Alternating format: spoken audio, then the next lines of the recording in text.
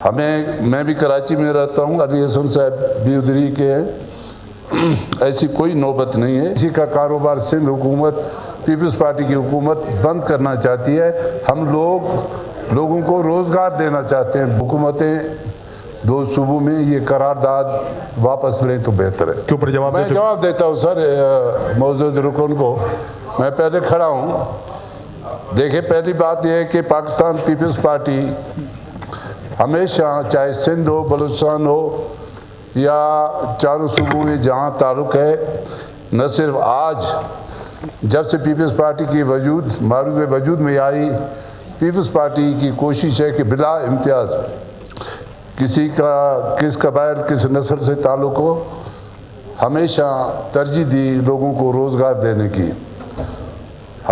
मैं भी कराची में रहता हूँ। अली हसन साहब भी उधर ही के हैं। ऐसी कोई नौबत नहीं है।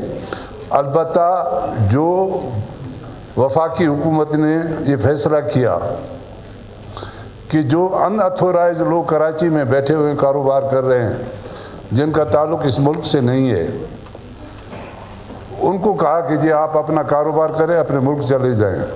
बाकी ये नहीं है कि किसी का कारोबार सिंध हुकूमत, पीपल्स पार्टी की हुकूमत बंद करना चाहती है। हम लोगों को रोज़गार देना चाहते हैं बिला इम्तियाज़। मैं मौजूद रुकन असगर साहब को ये अर्ज़ करूँगा, ये ऐसा इशू है, आप उसकी डिटेल दे दें।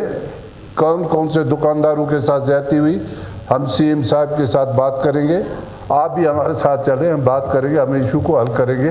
ये दो हुकूमतें दो सूबों में ये करारदाद वापस लें तो बेहतर है।